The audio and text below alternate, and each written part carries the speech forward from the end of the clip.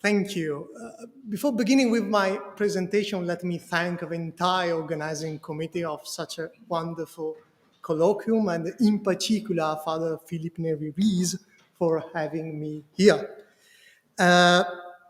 Just a couple of words. Some of the ideas I will present today still need to be clarified, and I'm sure that Q&A session can contribute to making them clearer. Okay. In the first book of De Anima, Aristotle points out that the scope of sensation is more limited than that of intellectual thought. Indeed, the senses can grasp only perceptible futures. Yet, not everything is perceptible. For example, I cannot see the conclusion of a syllogism unless we speak metaphorically. Furthermore, each sense is confined to a specific set of perceptible future. For instance, I can hear the sound of my friend's voice, but I cannot hear the color of her skin. There is another limit that affects our sensory organs. They cannot perceive certain instances of some perceptible futures. For example, if a color is too intense, I cannot see it without damaging my eyes. And the more I try to see, the more tired I get. Likewise, if a sound is too loud, it damages my eardrums. Or if it is too low, I cannot perceive it with my ears. However, none of these limits affects our intellect. For Aristotle, our intellect is capable of thinking about anything since it does not rely on a specific bodily organ, and its functioning does not depend on any external substance. Therefore, the intellect, in the Aristotelian view, is not limited to a certain class of things. It can think about anything, be it material or immaterial, provided it is something. In order to qualify Aristotle's position, late 13th and early 14th century thinkers addressed the question of what the proper object of the intellect is, or more precisely, what the first and the proper object of the intellect is. By raising this question, medieval thinkers point to how we may strictly determine the scope of the intellect's act of thinking. Indeed, as suggested by Giorgio Pini and other scholars, such a question can be rephrased as follows: what can we think about?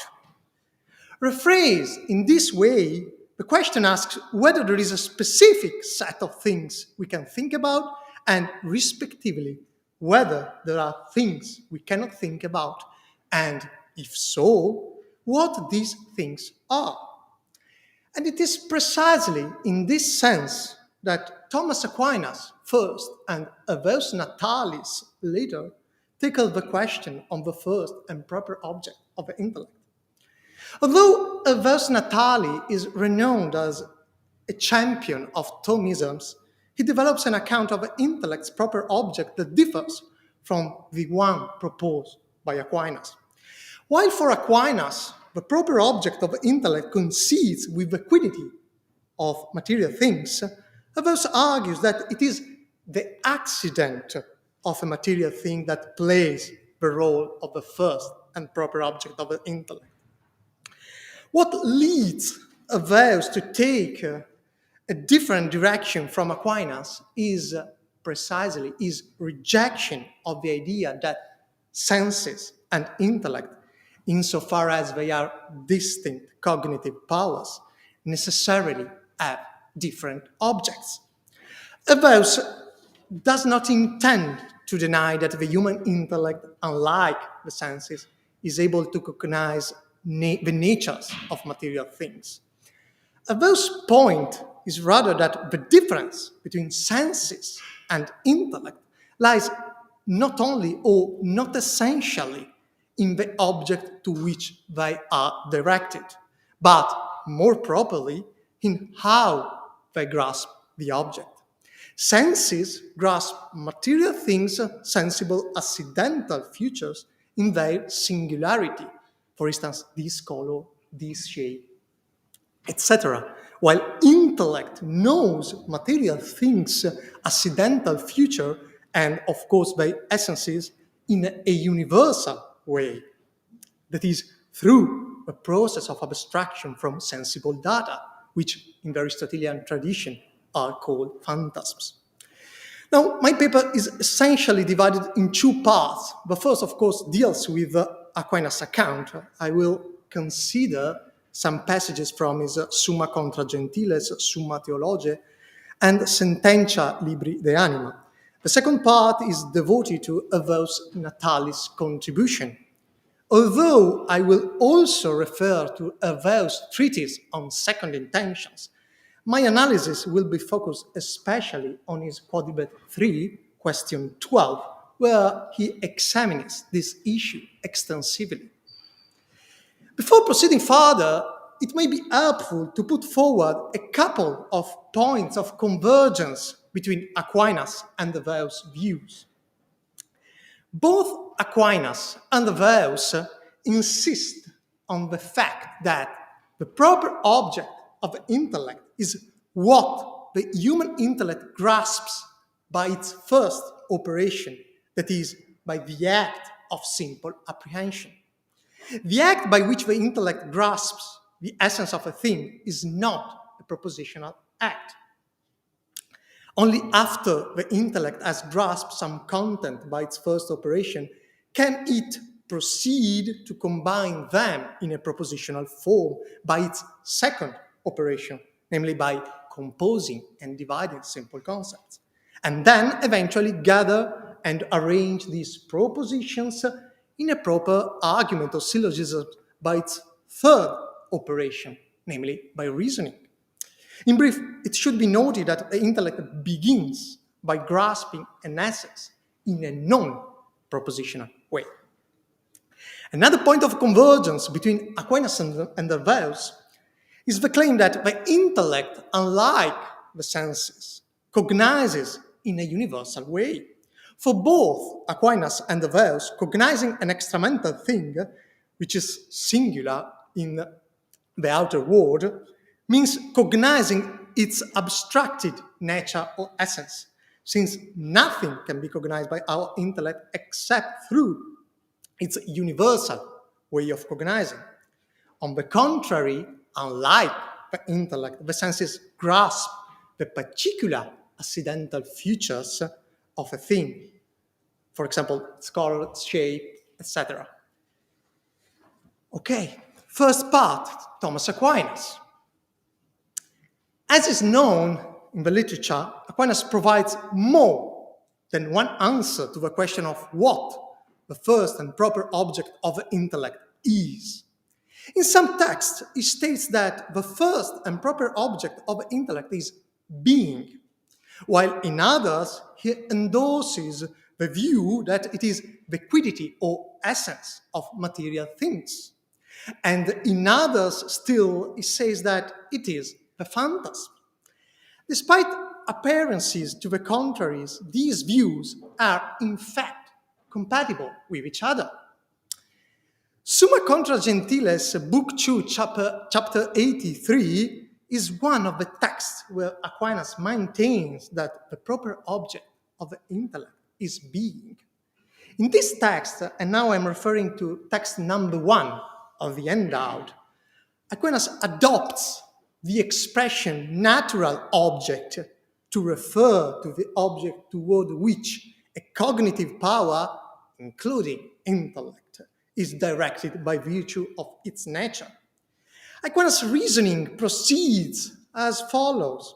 Like any natural entity, its cognitive power is associated with one object by virtue of its nature. For example, our sight is naturally oriented to seeing colors. Likewise, our hearing is naturally directed towards grasping sounds. Thus, sounds and colors may be said to be the natural object of hearing and sight, respectively. Like sensory powers, even the intellective power has a natural object toward which the intellect is directed. It is important to note that Aquinas adds a further qualification to the notion of natural object. The natural object of a power is also that object under which all that is known by that power is included. For example, it is under the object color that all the colors which are per se visible are included. Similarly, under the natural object of the intellect, each knowable or thinkable item falls. This means that the natural object of the intellect covers the entire domain of what can be thought of by the intellect itself. The natural object of the intellect, so Aquinas argues, cannot be anything but being, hence, the domain of which includes everything that is. The natural knowledge of a human intellect is therefore knowledge of being, in the sense that whatever the intellect cognizes is cognized insofar as it is a being or belongs per se to being as such. As Aquinas specifies in his Summa Theologiae, first part, question 5, article 2, and now that's text number 2 of the handout, a thing is knowable or thinkable insofar as it is a being in act. Put another way, the thinkability or knowability of a thing is due to the fact that that thing is something in act. This is precisely what Aquinas means when he characterizes being as primum intelligibile, or namely, what is primarily known by the intellect, just as sound is primarily what is heard by the ears. For example, a privation is known only with respect to a being in act of which it is a privation. Similarly, a potentiality is known only with respect to its respective actuality. Let me quote from the second line of text number 2. Unde ens est proprium objectum intellectus, et sic est primum intelligibile, sic ut sonus est primum audibile. In other text, for example, Summa Theologiae, first part, question 84 and 85, Aquinas instead holds that the proper object of intellect is the essence or quiddity of material things. Now, one might ask, can this second view be compatible with the first, that being is the intellect's proper object? To answer this question, one must first clarify what Aquinas means by stating that the first and proper object of the intellect is the essence of material things. In a cluster of questions from Summa Theologia, first part, and I'm referring in particular to questions 84, 85, 86, and 87, Aquinas moves from the assumption that each cognitive power is proportionate to its object, which can thus be called adequate to that power. As you can see in text number 3 of the handout, an object may be said to be adequate to a cognitive power insofar as that cognitive power is able to grasp such an object immediately, that is, without the mediation of any other power. The proper or adequate object of a power also designates the sphere of action of that power. Now, in text 4, Aquinas states that the intellect considered in the present state of life, or in the present state, secundum praesentem statum, is conjoined with the body, and so cannot act apart from what we receive from our senses. As Jan Hertzen points out, Aquinas adds a substantial qualification by the expression secundum praesentem statum. The quiddity of material things is the proper object not of the intellect considered in an absolute sense, but rather of the intellect in the present state of life, that is, when it is conjoined with the body. If it is true that the intellect considered absolute as universal being as its first and proper object, the same intellect considered as conjoined with the body primarily knows the essences of those material things that impress their phantasms upon the senses. In short, by claiming that the proper object is being, Aquinas wants to stress that, absolutely speaking, the intellect is not confined to thinking or knowing a particular class of things. Everything is thinkable by the intellect as long as it falls under the formal aspect of being. Yet, when it is considered in the present state of life, first and proper object of the intellect is not a particular being as such, but rather the material beings from which the intellect attains knowledge of all other beings, including immaterial substances. It is the quiddity of material things that is the proportionate object of the intellect, given that the human intellect is an embodied intellect. Strictly speaking, Aquinas' account depends on the ontological status of the human intellect. Since human intellect is an embodied intellect and cannot perform its cognitive function except through the contribution of sensation, its first and proper object cannot but be the quiddity of material things. In short, it should be kept in mind that for Aquinas, our intellectual knowledge always begins from sensation, as you can see in text number 5. It is also important to note that in his commentary on the Anima, and now I'm referring to text number 6 of the handout, Aquinas stresses the anti-Platonisms that resonates in his thesis that the intellect's proper object is the essence of material things. Our intellect's object is not something that exists in a realm of separate intelligible forms, but rather something that exists in sensible things. Yet, the way in which our intellect understands these quiddities is different from how they are in sensible things. Indeed, the intellect does not grasp the essence of a material thing with the individuating conditions that are conjoined to it when it is instantiated in that material thing. Now, without going into the details of Aquinas' understanding of the process of abstraction, it suffices for my purposes to know that our intellect grasps the quiddities of material things by putting aside the individual characteristics of those things.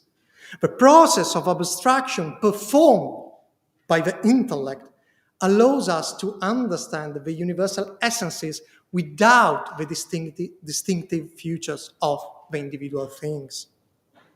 As Aquinas explicitly argues in his Summa Contra Gentiles, Book 2, Chapter 75, this is the reason why there is no contradiction in affirming that universal as such do not subsist outside the intellect, and that the intellect, in cognizing universal natures, cognizes the essences of those things that exist outside the intellect itself. Very roughly speaking, for Aquinas, cognizing a thing means, or at least requires, I would like to be prudent, having the form of that thing in the mind.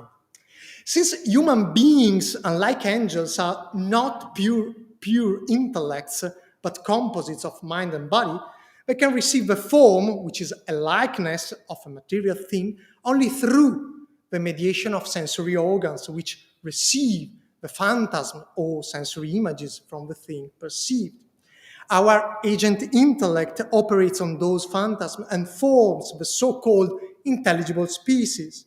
In brief, we possess a likeness of an extramental thing only because that thing causally interacts with us and impresses upon us a likeness of it.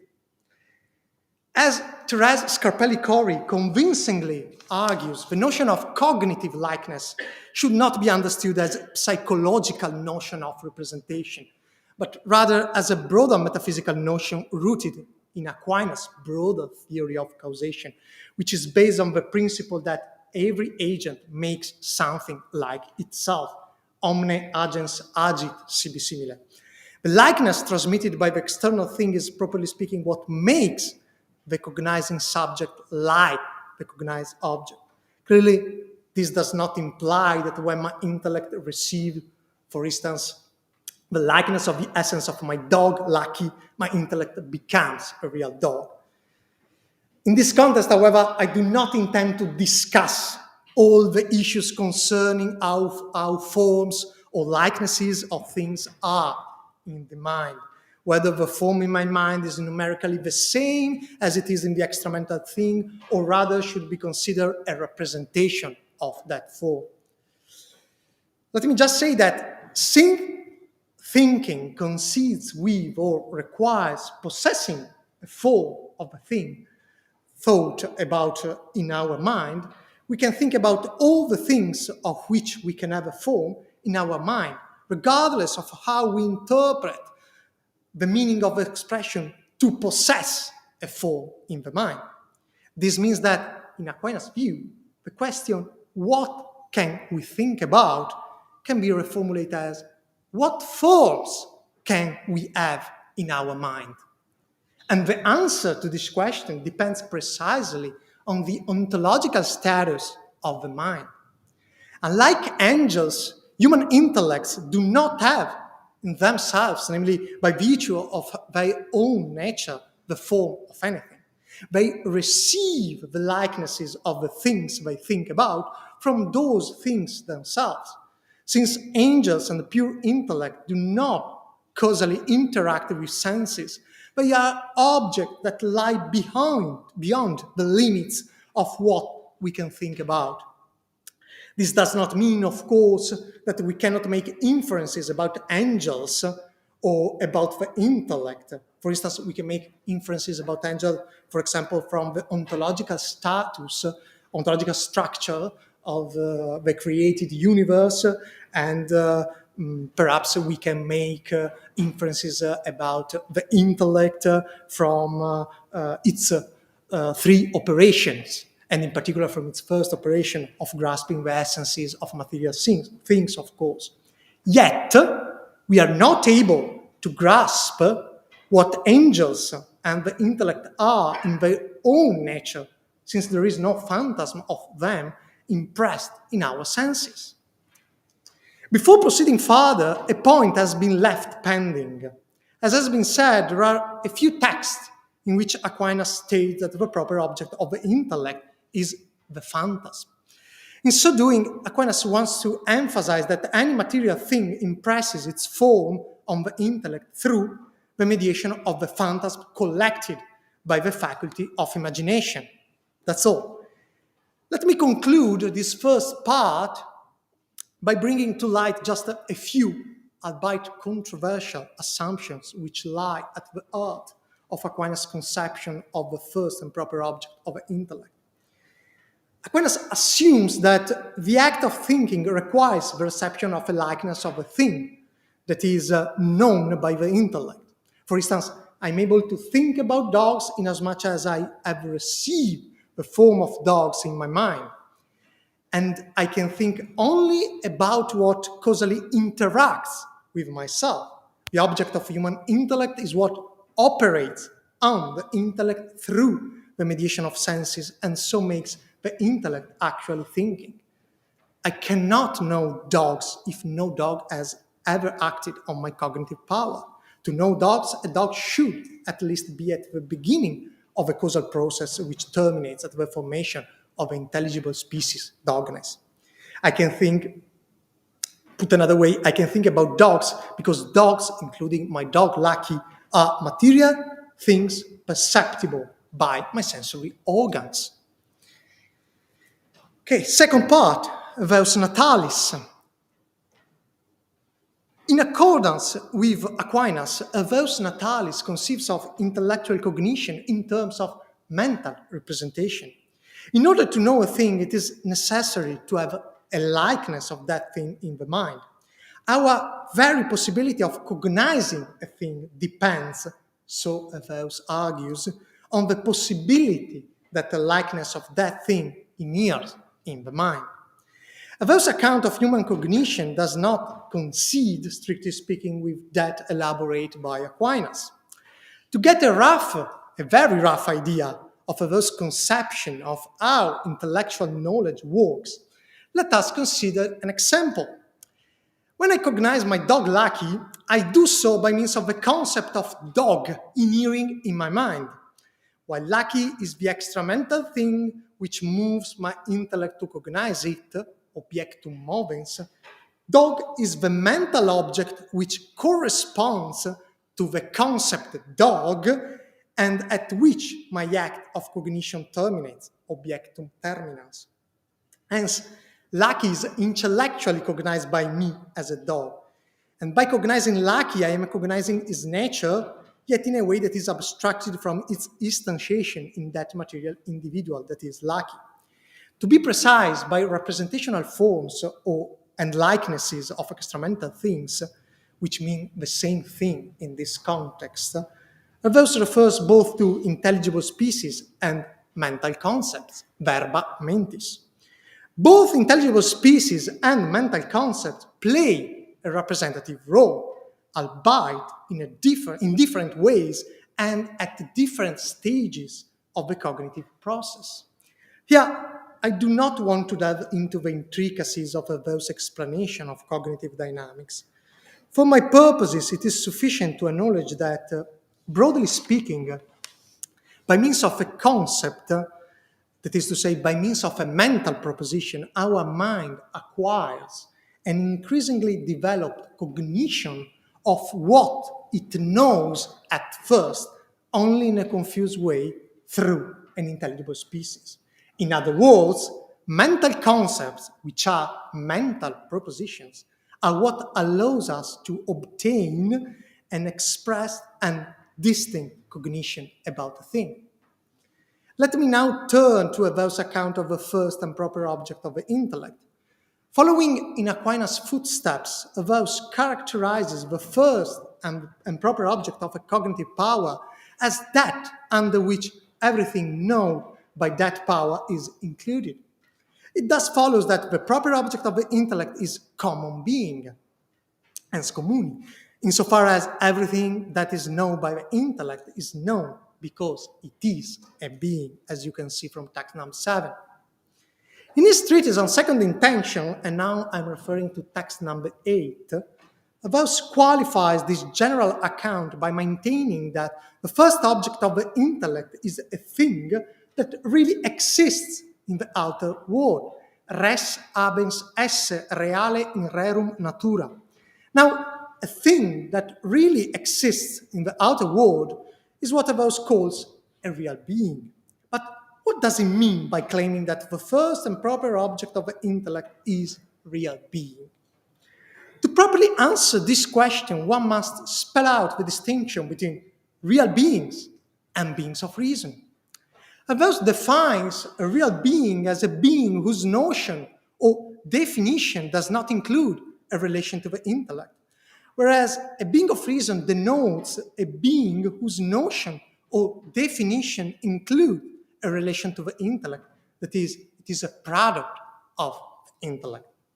The domain of real beings identifies precisely those beings which fall under one of the Aristotelian categories. All real beings, including privations, negation, and fictions, are included in what Hervaeus called the first class of knowable items, namely the class of first intentions. By contrast, a being of reason is a being only in a relative sense, secundum quid. A being of reason does not formally mean a real being or something positive attached to it.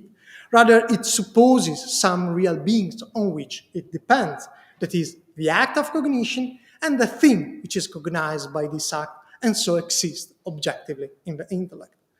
Those properties that accompany what exists objectively in the intellect are beings of reason. Within the domain of beings of reason, we can find, for example, properties like being a universal, being a genus, being a species, being true, being predicable, and so on. All beings of reason, which are mind-dependent entities, belong instead to what Hervaeus calls the second class of knowable items, namely the class of second intentions. Now, once we have clarified what a real being is, we may nonetheless ask whether the first and proper object of the intellect concedes with a specific subset within the domain of real beings. For instance, those real beings falling under one of the Aristotelian categories. Hervaeus develops his answer in his quadruped 3, question 12. Surprising as it may be, in this long question, Hervaeus strongly defends the thesis that the first and proper object of the intellect is the accident. The main argument in support of this thesis runs as follows. When an external material thing causally interacts with our senses, what is first impressed upon them is not a likeness of the essence of that thing, but rather a likeness of one of its accidental features. Indeed, a material thing as such affects our senses only insofar as it is characterized by certain accidental features, its color, its smell, its shape, etc. Now, a thing interacts with sense organ only through the accidental features that inhere in it. Accordingly, the faculty of imagination first collects the phantasm of the accidental feature which impress their likeness upon our sense organs. And then the agent intellect operates on those phantasms by providing a universal concept of that accidental property. Underlying this reasoning is the idea that an agent do not always impress the form of its essence, namely of that by virtue of which it operates on the patient. Let us consider, for example, the case of fire. When fire is close to an iron pot, it makes that pot hot by impressing upon it the form of heat. While when the fire is close to a log, it burns the log, agnates the log by impressing upon it its essential form, namely the form fire. More precisely, Hervaeus holds that among the accident that inhere in a material thing, it is its bodily quantity that plays the role of the first and proper object of the intellect, as you can see in text number 9. However, it is not clear what Hervaeus means by this thesis. It seems reasonable to think that he is referring to the thing's shape and size, which are two common sensible items that can be reduced to the category of quantity. But I will come back to discuss this point shortly. Now, since our intellect cannot but cognize in a universal way, what the intellect primarily knows is not, of course, the determined shape or size by that particular thing, but the concept of shape of size instantiated by that thing, such as, for example, the universal concept of rectangular shape. Hervaeus is explicitly committed to the idea that the intellect is primarily distinguished from sense, not in relation to the first and proper object. Both the intellect and sense primarily grasp for Hervaeus the accidental feature of material sensible thing. Rather, the difference between these two cognitive powers has to do with the mode of attaining the object. While senses primarily grasp the accidental properties of a thing in their singularity, the intellect instead knows them in a universal way, as you can see in text number 10. Let me read. Et credo quod quantum ad illud quod primo percipit sensus, that there is a typo, my apologies, sensus et intellectus, non differunt nisi quantum ad hoc quod illud quod percipit sensus particulariter percipit intellectus universaliter. As an example, senses grasp the particular redness of this table that is in front of me, while the intellect knows the universal property of being redness, which is of being read, which is instantiated by these and other tables. Yet, based on this picture, a difficulty arises. Following Aristotle, the knowledge of an accident as accident presupposes the pre-knowledge of a substance in which such an accident inheres. Indeed, only in relation to a substance may an accident be considered as such. In Aristotle's term, the knowledge of a substance precedes the knowledge of its accident in order of definition. Therefore, it seems that every time we grasp an accidental property of a material thing, the pre-knowledge of the substance is somehow presupposed, at least in a confused way, just as it is insofar as to know the redness inhering in the table, I must have a sort of pre-knowledge of what the table is. If this were to be the case, the substance and not the accident would play the role of the first and proper object of the intellect. To solve this difficulty, Hervaeus introduces a distinction between two ways in which an accidental property can be known by the intellect, a concrete way and an abstracted way. And now I'm referring to text number 12. An accidental future is grasped by the intellect in an abstracted way when it is known as an accidental property in its relation to the substance in which it inheres. By contrast, an accidental future is grasped by the intellect in a concrete way when it is known by ignoring whether such a future inheres in an underlying substance. And it is precisely in the second way that for Hervaeus the accident can be conceived of as the first object of the intellect. The knowledge of the quantity of a material thing does not necessarily imply the knowledge of the substance in which such a quantity inheres, as you can see from text number 13. But one may ask, how can the knowledge of accident lead us to know the quiddity of a thing? Hervaeus' response to this question is perfectly aligned with Aquinas. The accidental future of a thing are related to its essence as effects are to their cause. The causal relationship that holds between the accident and the quiddity of a thing is precisely that which allows us to infer the latter from the former, as you can see in text number 14. Now, I want to turn my attention to quantity understood as shape and size. Properly speaking, quantity, considered in itself, is not one of the sensible items that our senses grasp when they are affected by a material thing. According to Aristotle's De Anima, Book 2, Chapter 6, the domain of sensible items can be distinguished between sensible items per se and sensible items per accidens. The latter are individual material things, such as Socrates and Plato.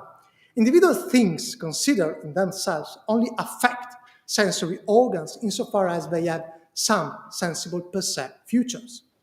On the contrary, sensible items per se are such because they directly affect sensory organs. For example, colors affect the eyes. Specifically, the domain of sensible items per se includes both proper sensible items and common sensible items. Proper sensible items are those by which each sense is defined. For example, sight is defined by color, hearing by sound, smelling by odor, taste by flavor, and touch by tangible features such as temperature, hardness, softness, etc. Common sensible items are instead those that necessarily accompany the proper sensible item and can be perceived by more than one sensory organ. Common sensible items are shape, size, number, movement, and rest. For example, when we see a color, we necessarily also see a thing of some shape and size in which such a color inheres. In a typical case, indeed, a color belongs to a particular object.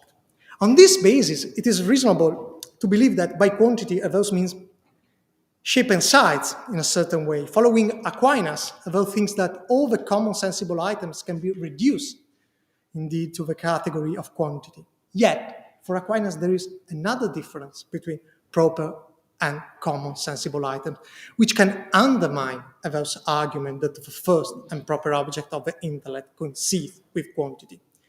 According to Aquinas, proper sensible items primarily make an impression upon sense organs. In contrast, common sensible items, although by themselves make an impression upon sense organs, do so secondarily, that is, only by virtue of the proper sensible items. To clarify this point, Aquinas provides the example of the wall.